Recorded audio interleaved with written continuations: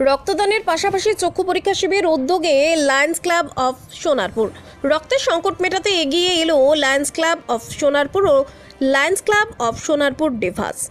Kharibari Sabuj Sangha club প্রাঙ্গণে আয়োজিত রক্তদান শিবিরে এদিন রক্ত সংগ্রহ করা হয়। জেলার বিভিন্ন ব্লকে প্রয়োজন 50টি ক্যাম্প মতো প্রায় 1000 ইউনিট রক্ত, সেই লক্ষ্যে আয়োজিত হয় এই শিবির।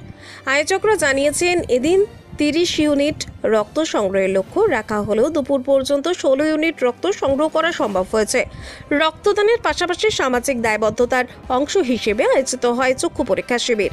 সেখানে বিনামূল্যে চক্ষু পরীক্ষা করার পাশাপাশি চশমা প্রদান করা হয়। এছাড়াও যাদের ছানি ধরা পড়েছে তাদের জন্য বিনামূল্যে অপারেশনের ব্যবস্থাও করা হবে বলে আয়োজকদের পক্ষ থেকে জানানো হয়েছে।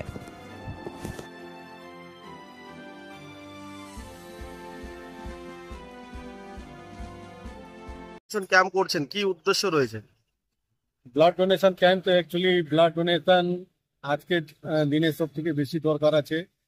সব সময় ব্লাডের ক্রাইসিসই থাকে, তার জন্য আমাদের লায়ন্স ক্লাব পক্ষ থেকে একটা আমাদের প্রোগ্রাম হইতেই থাকে। এইটা লায়ন্স ক্লাব অফ সোনারপুর এবার 50 জায়গায় এরকম ব্লাড ডোনেশন 50টা ক্যাম্প করতেছে। ওদের টার্গেট আছে 1000 ইউনিট কমসে কম ব্লাড কালেক্ট করা। এখন রানিং রামগঞ্জ কোথায় কোথায় এখন চলতেছে প্রোগ্রাম, এটা চলবে যখন অব্দি আমাদের 50টা ক্যাম্প পুরা হবে।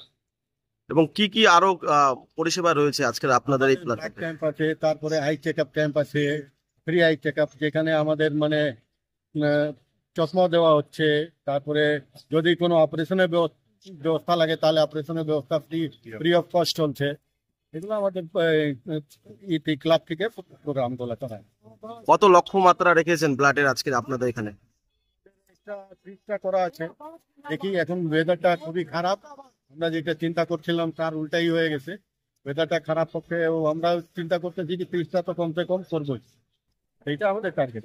আপনার নাম দেবেন, নামের উপর ওদের পথ সোনাপুর লাইন।